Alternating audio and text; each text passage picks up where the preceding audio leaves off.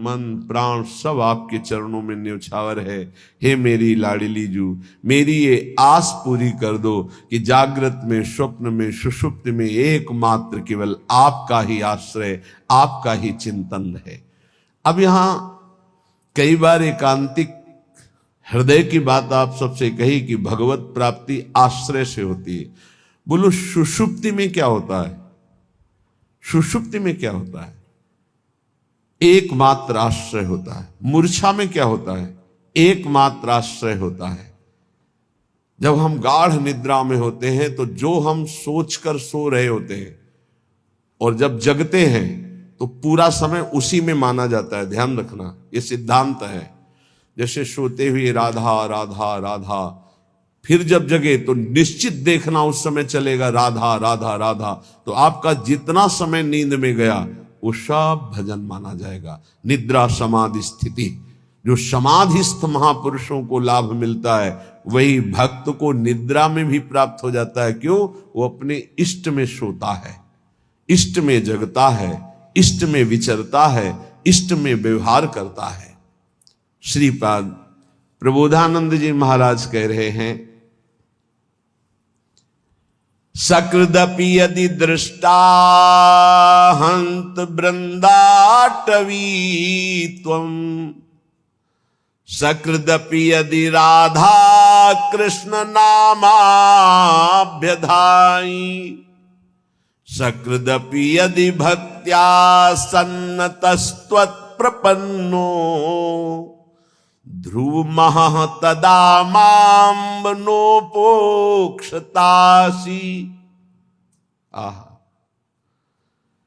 एक बार सकृदपि कहते हैं, एक बार सकृदपि यदि दृष्टा हंत वृंदाटवी त्वं, हंत हाय उसने अपने जीवन को व्यर्थ नष्ट कर दिया जिसने एक बार भी वृंदावन का दर्शन नहीं किया।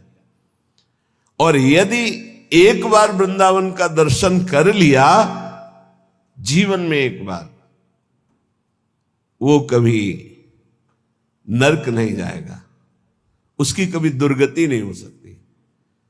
कितना बढ़िया लाभ है। भगवान के एक वचन है, अपनो परण विसार भगत को पूरो परण निभाऊं। संतों की वाणी पर दृढ़ विश्वास कर लो, भगवान अपनी बात झूठी कर सकते, संतों की नहीं। जब भीष्म जी ने भगवान को देखा, दासी रूप से द्रौपदी को लेकर हमारे पास आए और हमें छल से आशीर्वाद दिलवा दिया, सौभाग्यवती भव। तब कहा ठीक है, मुझे पता चल गया है कि मेरे प्रण का तो खंडन होगा ही, क्योंकि आप हो।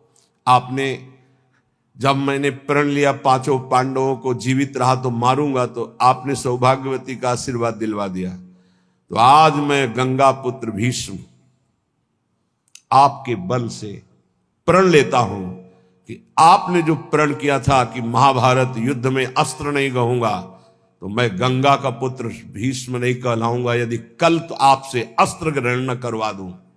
भगवान ने कहा आपके लिए, पर अपना प्रण तोड़ना है मेरे लिए कोई खास बात नहीं। अपनो परण विसार भगत को पूरो परण निभाओ।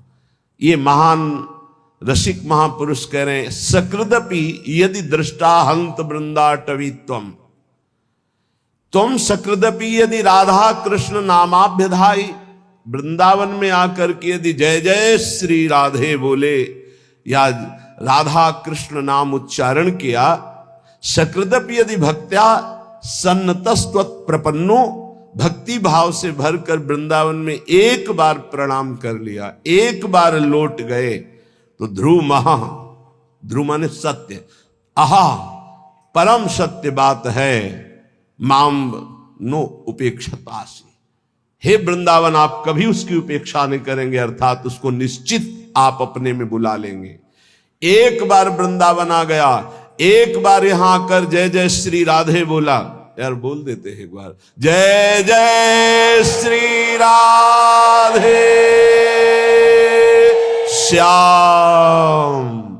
बोले सकृदपि यदि राधा कृष्ण नामाभ्यधाई, एक बार प्रिया प्रीतम की जय जय बोल दिया, एक बार वृंदावन आ गया, एक बार प्रणाम करके वृंदावन भूमि में लौट गया, तो ध्रुव महा परम सत्य वो नरक नहीं जाएगा, उसको भगवत प्राप्ति होगी। आप सोच सकते हैं भगवत प्राप्ति कैसे हो सकती है?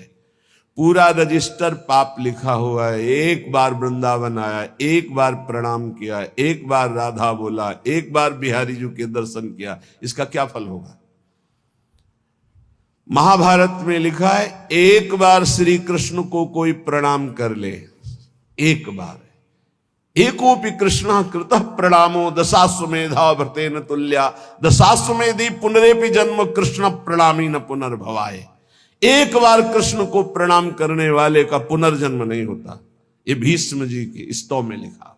अब आप विचार करके देखो, जहां प्रिया प्रीतम विराजमान इस भूमि में लौट गया, रसिकों की चरण रज, प्रिया प्रीतम की चरण रज, एक बार बिहारी बिहारी जी को प्रणाम कर दिया, एक बार उनकी जय जयकार कर दिया, वो नरक नहीं जा सकता।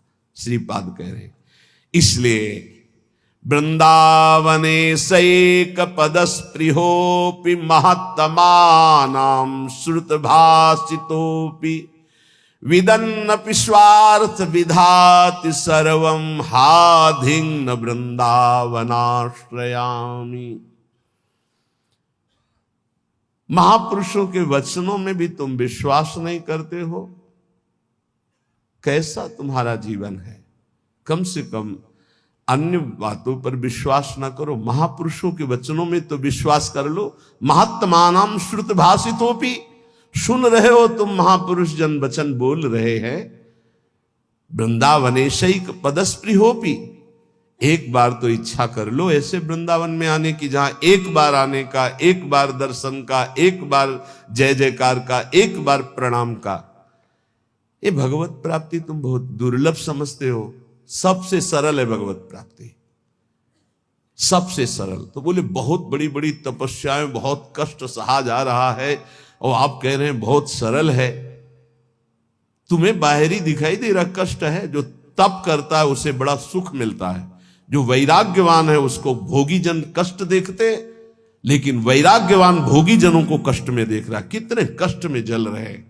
तुम्हें वैराग्यवान कष्ट युक्त लग रहा है कि दिगंबर है या एक लंगूटी लगाए है, भूखा प्यासा है, उसको जो परमानंद है वो ब्रह्मा को भी नहीं है। वैराग्यवान को, फिर बोधवान को, फिर प्रेमी को तो बात ही क्या है। महत्तमानां श्रुत भाषितोपि, ये बड़े बड़े महापुरुष जो बोल रहे हैं उसे सुनो। जितने भी संबंधी हैं, जितने भी भोग पदार्थ है, जितना भी ऐश्वर्य है, ये परमार्थ को विध्वंस करने वाला है। परमार्थ को विदन्नपि स्वार्थ विधाति सर्वम हाधिं, धिक्कार है यदि आप अपने परमार्थ के नाश करने वाली क्रिया करते हो, परमार्थ के नाश करने वाली बातें देखते हो, सुनते हो, बोलते हो। तुम महापुरुषों की बातें सुनकर भी उनके आज्ञा में क्यों नहीं चलते हो? क्या आज्ञा? वृंदावने शैक पदस्पृहोपि, एक बार कदम बढ़ाओ ना सीधा वृंदावन की तरफ, और एक बार वृंदावन में आ जाओगे तो तुम्हारे जीवन का परिवर्तन हो जाएगा। पर धिक्कार है, ये सब बातें सुनकर भी भगवत प्राप्ति की इच्छा नहीं जागृत होती। श्रीपाद कह रहे, दिव्यानेक विचित्र पुष्प फलवद वल्ली तरुणाम ततिर, दिव्यानेक मयूर कोकिल सुखाद्यानंद माद्यत खगः, दिव्यानेक सरासरित गिरिवरः प्रत्यग्र कुंजावली, दिव्या कांचन रत्न भूमिरपि मां वृंदावने मोहयत। मुझे मोहित कर रहा है वृंदावन, मोहयत माम वृंदावने मोहयत। देखो देखो मुझे वृंदावन मोहित कर रहा है। कैसा दिव्य वृंदावन प्रकाशित हुआ।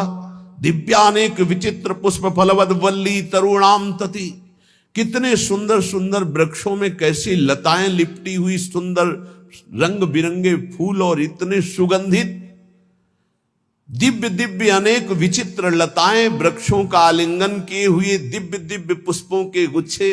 भावना करो, ऐसी सौरभ भंवरे मतवाले होकर के गुंजार कर रहे, रसीले फल लगे हुए हैं, और दिव्य दिव्य अनेक मोरों के झुंड उन वृक्षों के नीचे नृत्य कर रहे हैं, और शाखाओं पे बैठी हुई कोकिला गान कर रही हैं। शुक शाका जो शुक आदि हैं पक्षी, वो ऐसे आनंद उन्मत्त होकर के गान कर रहे हैं मानो राग रागिनियां मूर्तिमान बैठी हो। शुक शारिका दिव्य अनेक अनेक हंस कलरव कर रहे, दिव्य सरोवर, दिव्य नदियां, दिव्य पर्वत, कैसी नवीन नवीन कुंजे और स्वर्णिम कांतिमयी रत्न जटित वृंदावन की भूमि, इसने मुझे मोहित कर लिया। भूमि रपि माम वृंदावने मोहयत, भुवा स्वच्छाश्चिंता मणिभिरति चित्रैर्विरचिता चिदानंदाभासः फल कुसुम पूर्ण द्रुमलता खगश्रेणी सामस्वर कलकलाश्चिद रस सरित शरांसी सी वृंदावन मनु मनो में विस्मृतु। अहो मेरा मन विस्मृत अवस्था को, देहातीत अवस्था को प्राप्त हो रहा है। कैसी सुंदर स्वच्छ भूमि वृंदावन की, दिव्य वृंदावन की, करोड़ करोड़ चिंतामणियों से जटित ये भूमि, कैसा सुंदर रास मंडल, कैसी चिन्मय लताएं, कैसा चिन्मय फल, कैसे चिन्मय पुष्प, और यहां के पक्षी जब गान करते हैं तो शाम वेद की ध्वनि प्रकट होती है। खगश्रेणी सामस्वर कलकलाश्चिद रस सरिते, अर्थात जो वृंदावन के पक्षियों की चहचहाट कलरव है, इनको जो श्रवण करता है तो चारों वेदों के पाठ का उसे फल मिल जाता है। धाम है, बड़ा दिव्य है। राधा यशो मुखर मत खगावली के यहां के पक्षी श्री जी का जस गान कर रहे हैं, और यहां के जो सरोवर हैं उनका जो जल है, भूमि में ऐसा कोई तीर्थ नहीं है जो वृंदावन ब्रज धाम के सरोवरों की जल की समानता कर सके, क्योंकि जितने तीर्थ हैं तीर्थ पाद श्री हरि के चरणों से हैं, और यहां तीर्थ पाद हरि जिन चरणों में नमन करते, प्रिया चरण रज जान के लुठत रसिक सिर मोर, वो लाडली जू का ये क्रीड़ा स्थल है वृंदावन, ये ब्रज भूमि। इसलिए श्रीपाद कितनी महिमा की बात कहे, वृंदारण्ये वरम श्याम क्रमिरपि परतो नो चिदानंद देहो। मुझे वृंदावन में नाली का कीड़ा बना दिया जाए, मैं याचना करता हूं, और वृंदावन के बाहर मुझे चिदानंद देह प्राप्त नहीं चाहिए।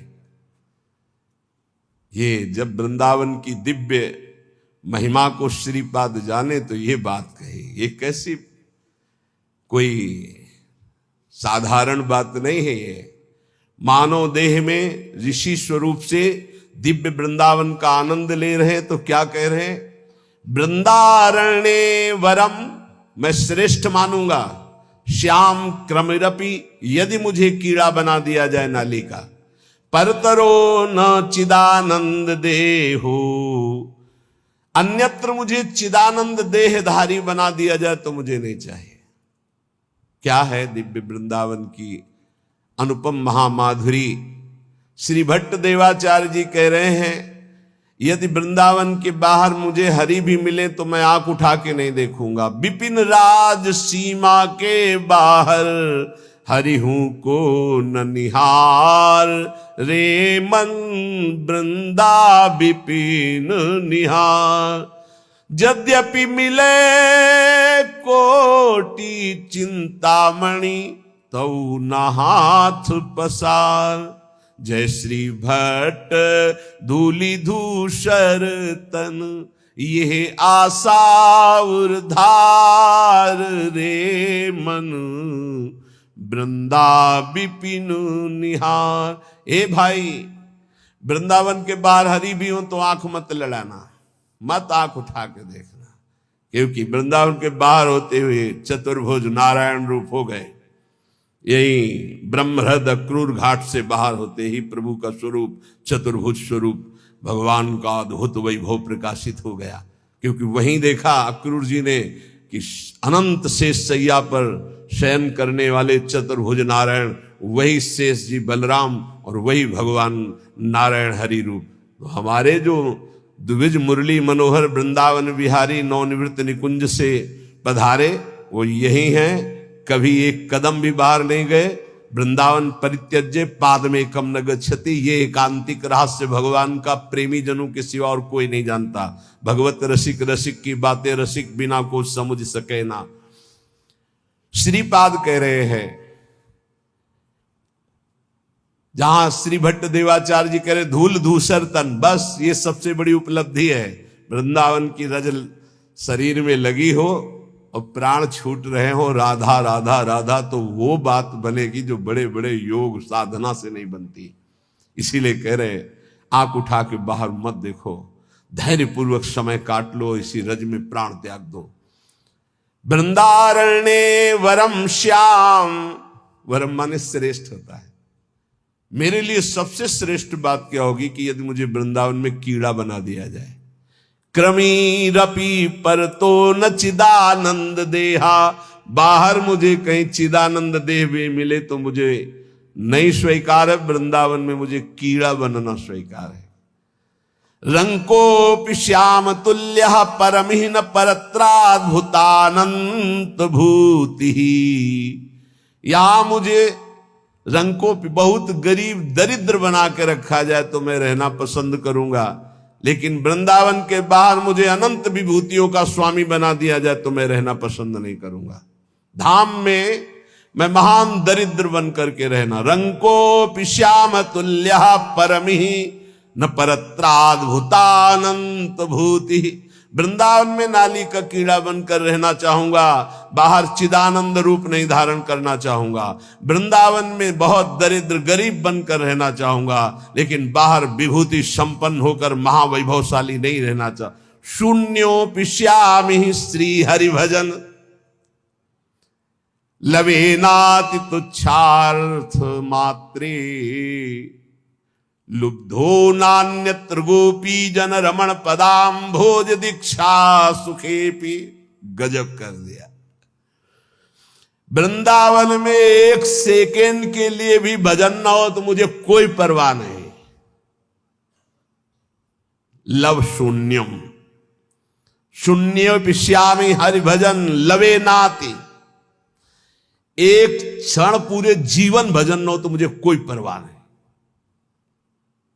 काफी अच्छा लग रहा होगा, नहीं लग रहा? यही समस्या है। इन महापुरुषों के हृदय की बात को समझना थोड़ा कठिन है। देखो, जिसको इतना वृंदावन से प्रेम हो, भजन बिना रह कैसे सकता? हमको ही बता दो, कैसे रह सकता है? भजन का मतलब क्या होता है? जिससे अधिक प्यार होता है उसका चिंतन होता है।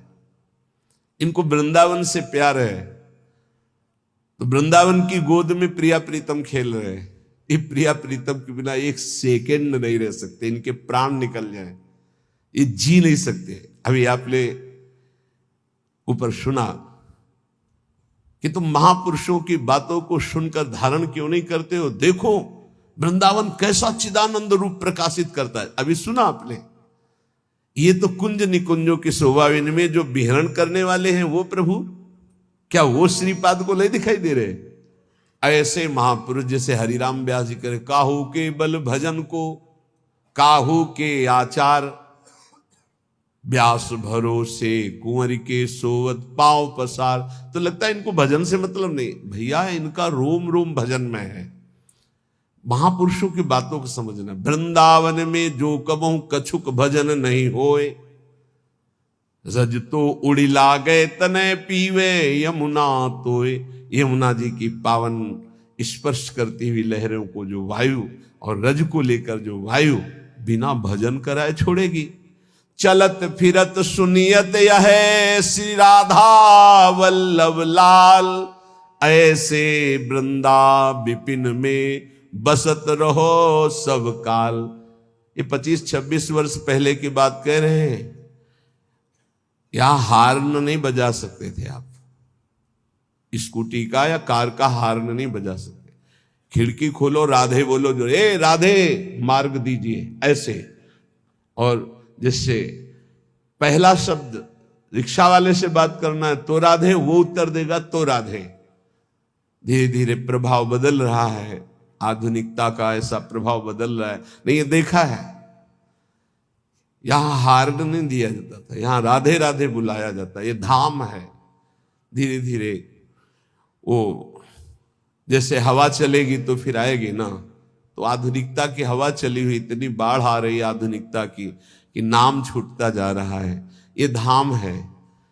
मथुरा में यहीं से केवल सीमा पार हो, मथुरा में जय श्री कृष्ण, वहां आपको सुनाई दे, वहां जय जय श्री राधे अगर कोई बोलेगा तो वृंदावन का होगा, जय श्री कृष्ण। ये केवल महामहिम धाम, इस महापरा विद्या राधा नाम की गूंज हो रही। यहां श्रीपाद कह रहे हैं लव माने बहुत छोटा समय होता, जीवन में लव भर भी भजन ना हो तो मुझे कोई परवाह नहीं। इसका मतलब समझ रहे हो?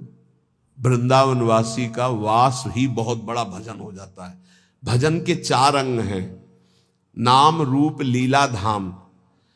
रूप का चिंतन नहीं हो रहा, नाम जप नहीं हो रहा, लीला चिंतन नहीं हो रहा, तो धाम में हो। 4 अंग हैं भजन के।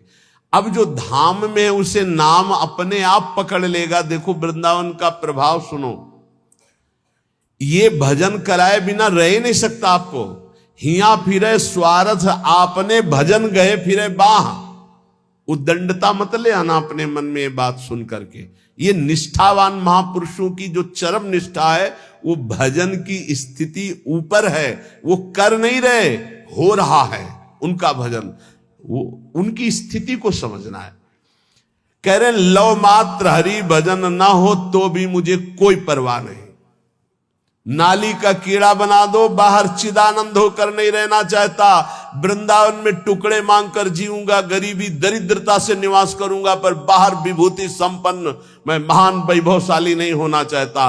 वृंदावन में एक लव मात्र के समय का भी भजन न हो तो मुझे कोई परवाह नहीं, आजीवन वृंदावन अखंड वास करूंगा।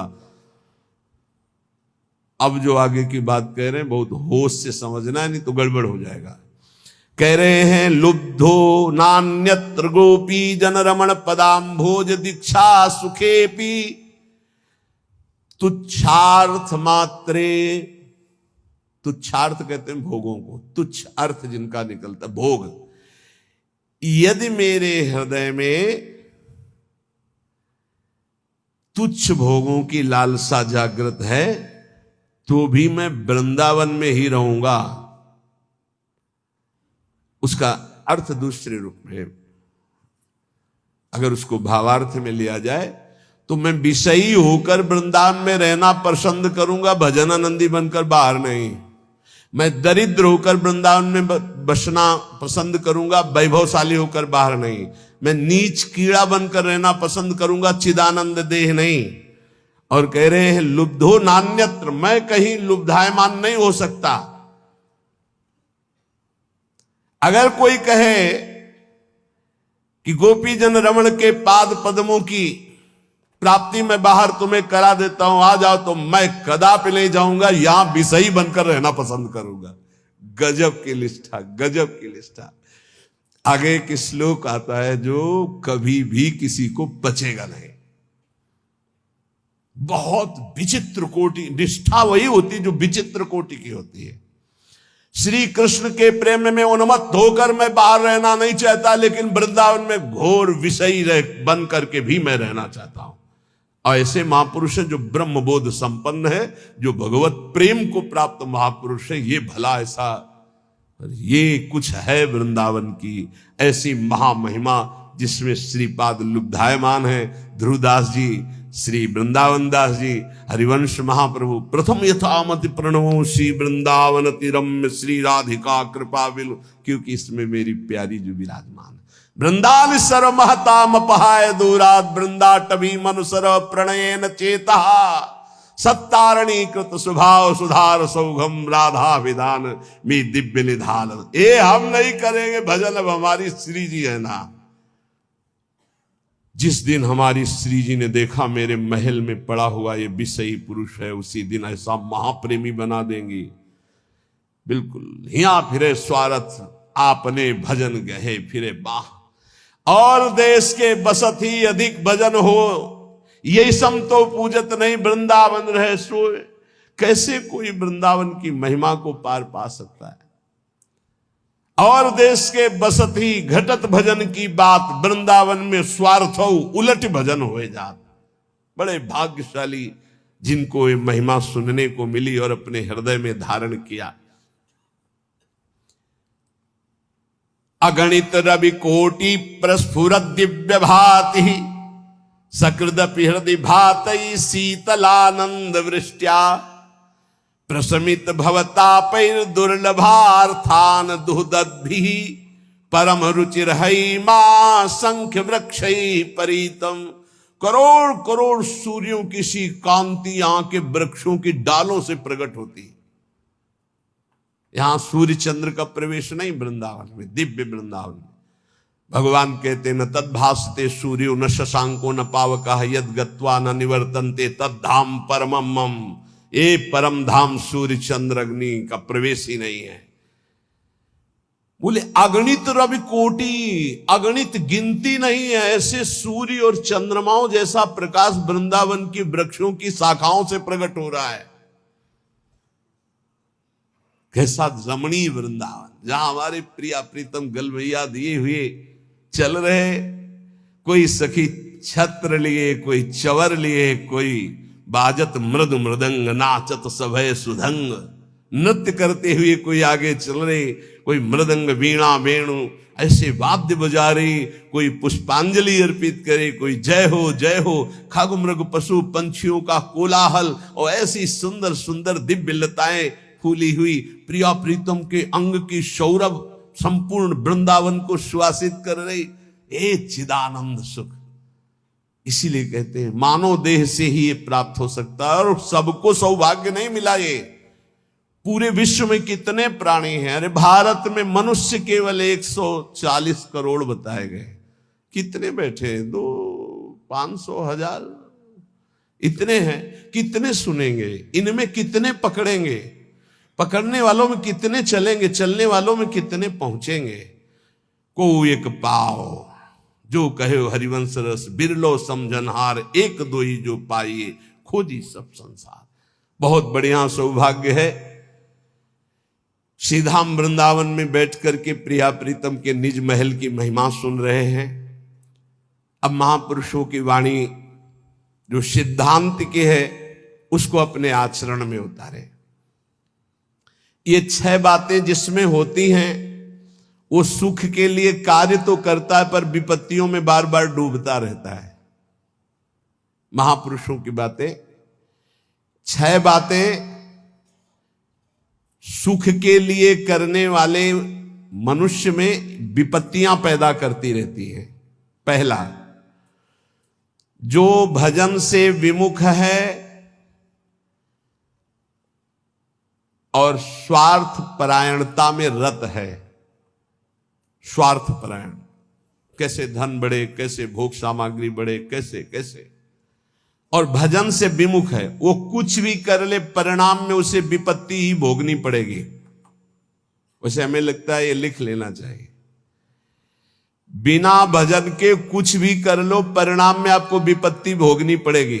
हनुमान जी महाराज कहे हनुमंत विपत्ति प्रभु सोई, जब तो सुमिरन भजन न होई। चाहे कुछ भी हो, नौकरी कर रहे हो, किसानी कर रहे हो, गृहस्थी, कुछ भी हो, नाम जप जरूर करो, तुम्हें विपत्तियों से बचा लेगा नाम जप। दूसरा, जो शरीर में शैतान वास करते हैं उन शैतानों को जो अपने अधिकार में नहीं लिया उसको विपत्ति प्राप्त होती। शैतान काम, क्रोध, लोभ, मोह, मद, मत्सर, ये दुराचार कराने वाले शैतानों को जो अपने अधिकार में नहीं ले लेता, उनके अधिकार में समर्पित हो जाता है, उसको विपत्ति पे विपत्ति भोगनी पड़ती है। पहला, जो नाम जप ना करके केवल स्वार्थ के कार्यों में रत रहता है, कुछ भी कर ले विपत्ति भोगनी पड़ेगी। दूसरा, जो अपने शरीर को ये अंदर बैठे हुए शैतानों के हवाले समर्पित कर देता है, उनकी गुलामी स्वीकार कर लेता है, काम, क्रोध, लोभ, मोह, मद, मत्सर इनको शासन में नहीं लेता, उसको जीवन भर विपत्ति भोगनी पड़ेगी, शारीरिक, मानसिक, लौकिक, पारलौकिक। तीसरा, जो मृत्यु की तैयारी नहीं करता उसे विपत्ति ही विपत्ति भोगनी पड़ेगी। मृत्यु की तैयारी कई बार चर्चा हो चुकी है। मृत्यु की तैयारी, यहां जीने की आशा में सब लगे हुए हैं, लेकिन मृत्यु की तैयारी कौन कर रहा है? वही जो गुरु कृपा पात्र है, वो मृत्यु की तैयारी कर रहा है। नहीं, सब बैंक बैलेंस की तैयारी कर रहे हैं, सब नाना प्रकार के भोग इकट्ठे करने की तैयारी कर रहे हैं। तुम्हारे बाप बाबा तुम्हें इतना कमा के नहीं देंगे कि तुम बैठे बैठे खाओ, तो तुम कमा के जब इतना जाओगे ना, तो ये बैठे बैठे इतना उपद्रव करेंगे कि जेल जाएंगे, नरक वाले काम करेंगे। नहीं, ये सुधरेंगे। ये सुधरेंगे तब जब इनको ठोकरें लगेंगी और स्वयं में ये तैयार होंगे, तब ये लोक परलोक संभाल लेंगे। ये भोग सामग्री से सुधरने वाले नहीं। अगर आप सोचते हो अपने परिवार को मैं इतना भोग सामग्री इकट्ठा कर दूंगा सुखी हो जाएंगे, तो अपने परिवार की दुर्गति का स्थान बना करके जा रहे हो। परिवार को सतमार्ग धर्मयुक्त बनाकर जाओ तो वो सुखी रहेंगे। अधर्म से कमाए हुए धन से परिवार को सुखी करने की चेष्टा करने वाला हर समय विपत्ति में ही फंसा रहेगा। समय आने पर मृत्यु की तैयारी न करने वाला विपत्ति में फंसता है। चौथा है, जो दूसरे के रिझाने में पूरा जीवन बर्बाद कर देता है। दूसरे के रिझाने, ईश्वर से विमुख होकर दूसरों को संतुष्ट करने में पूरा जीवन व्यतीत कर देता है, उसको विपत्ति भोगनी पड़ती है।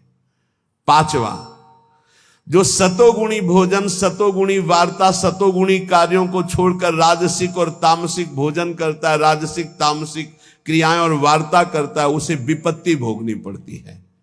छठवां, जानते हुए अपने दोषों का समर्थन करता है और दूसरे को निंदास्पद शब्दों से संबोधन करता है। बड़ा विचित्र समय आ गया है। कल एकांतिक में कह रहे थे कि हजारों लोग जिस बात को आप मना करते हैं उसका सपोर्ट कर रहे हैं, तो फिर हम उसी बात को मानेंगे जिसे हजारों लोग, तो हजारों लोग गलत करें तो वो गलत को गलत नहीं बोलोगे, सपोर्ट करने लगोगे। हजारों गलती कर रहे हैं तो तुम उसी गलती को सपोर्ट करोगे। हजारों शराब पी रहे हैं तो तुम शराब को सही मानोगे। हजारों मांस खा रहे हैं तो तुम आप उसको सही का निशान दे दोगे। हजारों व्यभिचार कर रहे हैं तो तुम सही का निशान दे दोगे। तुम्हारी बुद्धि भ्रष्ट हो गई। धर्म शास्त्रों के विरुद्ध आचरण करने वाले चाहे करोड़ों हो जाएं तो भी उसका विरोध होता रहेगा। अगर अंदर से आप विरोध करोगे तो निकल जाओगे दुर्गुणों से।